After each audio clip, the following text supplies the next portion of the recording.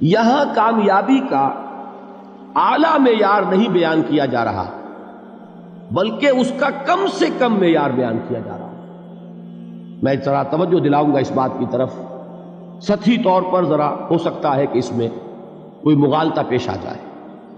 تقابل کیجئے ذرا، ایک سورۃ العصر ہے، والعصر ان الانسان لفی خسر الا الذین آمنوا وعملوا الصالحات وتواصوا بالحق وتواصوا بالصبر۔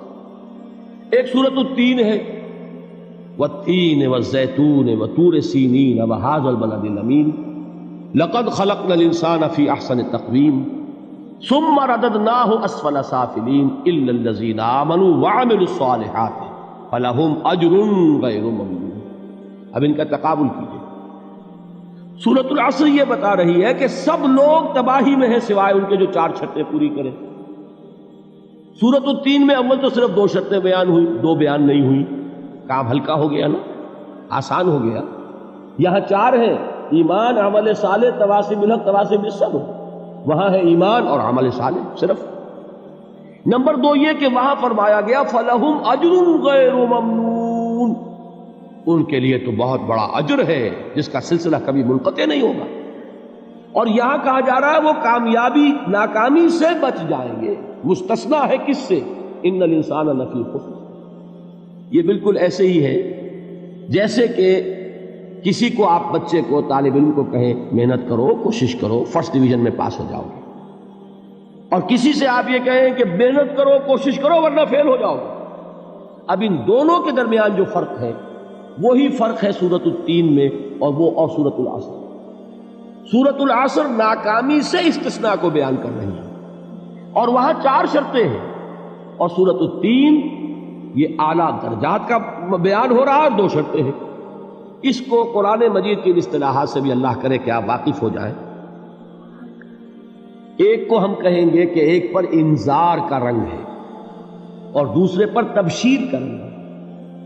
یہ 2 الفاظ بارہا آپ نے پڑھے ہوں گے۔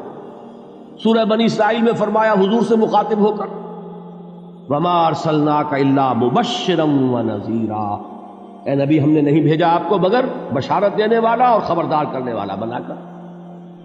سورہ کہف میں جمع کے صیغے میں آیا وَمَا نُرْسِلُ الْمُرْسَلِينَ إِلَّا مُبَشِّرِينَ وَمُنذِرِينَ، ہم نہیں بھیجتے رہے اپنے رسولوں کو مگر مبشر اور نذیر بنا کر۔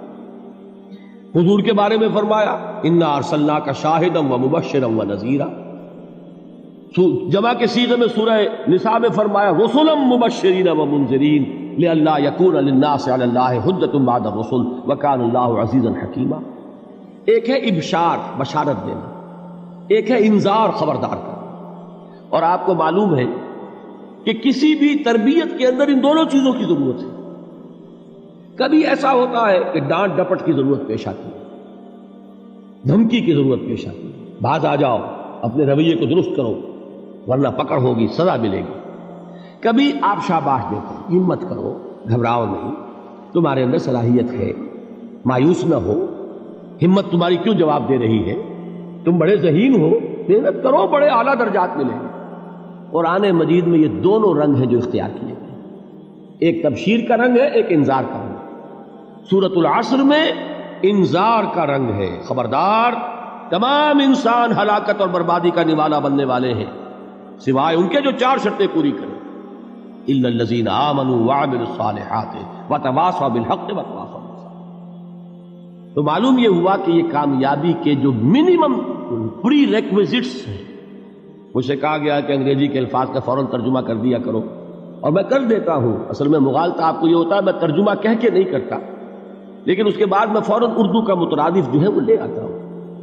لیکن میں یہ اس لیے استعمال کرتا ہوں انگریزی اصطلاحات، جیسا کہ میں نے عرض کیا تھا کہ میرے اصل مخاطب ہیں جدید تعلیم یافتہ لوگ، اور جدید تعلیم یافتہ لوگوں کے کمیونیکیشن جو ہے، ابلاغ، وہ ان انگریزی اصطلاحات کے ذریعے سے زیادہ بہتر اور صحیح تر ہوتا ہے، ورنہ وہ بات سمجھیں گے نہیں۔ اسی لفظ ابلاغ کو وہ نہیں سمجھیں گے اور کمیونیکیشن کو سمجھ لیں گے۔ یہ ہے اصل میں ساری مصیبت کے جو اس وقت ہمارے سامنے ہے، اس لیے یہ الفاظ ہم استعمال کرتے ہیں۔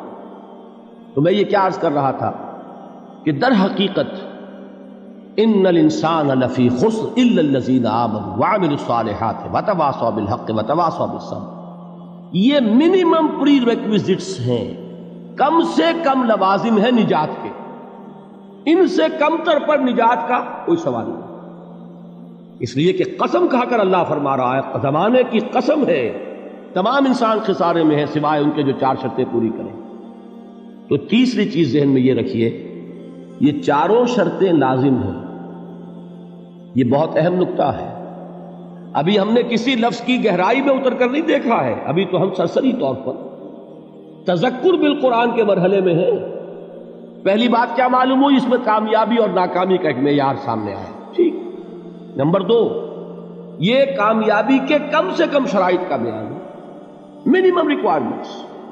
میں نے ایک مرتبہ ایچسن کالج لاہور میں جب تقریر کی سورۃ العصر پر، تو طلباء کے ذہن کی ملازمت کے اعتبار سے کہا کہ بھائی یہ فرسٹ ڈویژن کا بیان نہیں ہے، یہ تھرڈ ڈویژن میں کامیابی کا بیان ہے، اس سے کم تر پر فیلیور ہے، اس لیے کہ فرمایا گیا والعصر ان الانسان لفی خسر الا الذین آمنوا وعملوا الصالحات وتواصوا بالحق وتواصوا بالصبر۔ اسی کو میں نے اس وقت آپ کے سامنے رکھا کہ اس پر انذار کا رنگ ہے، خبردار کرنے کا انداز ہے، زجر کا، ڈانٹ ڈپٹ کا انداز ہے کہ اگر کامیابی چاہتے ہو تو یہ 4 شرطیں پوری کرنی ہیں۔ اب تیسری بات جو عرض کر رہا ہوں یہ اہم ترین ہے کہ یہ چاروں شرطیں لازم ہیں۔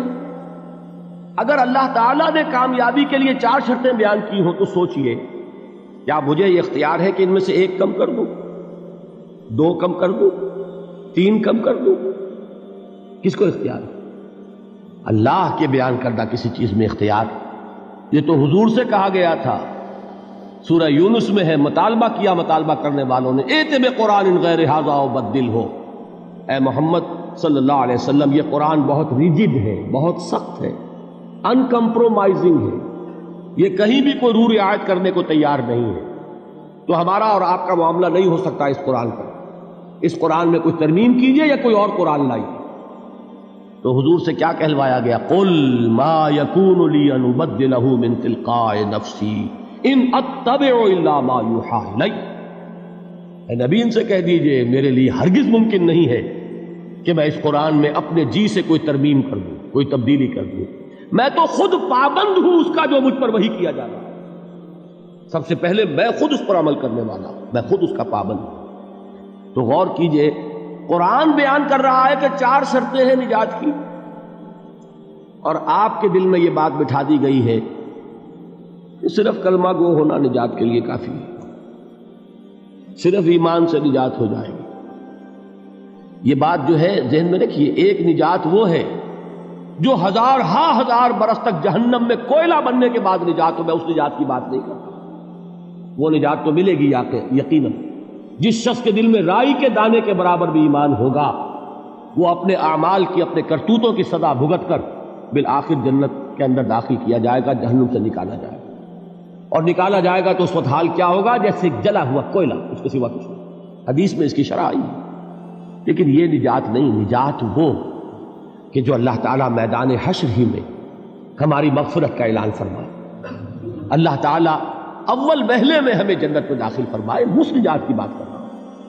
وہ نجات جان لیجئے محض کلمہ گو ہونے کی بدولت نہیں ملے گی، اس نجات کے لیے شرط اول ایمان، شرط دوم عمل صالح، شرط ثالث تواصی بالحق، اور چوتھی شرط تواصی بالصبر۔ یہ قرآن کا بیان ہے، یہ کسی انسان کا کلام نہیں ہے کہ اس میں ترمیم کی جا سکے۔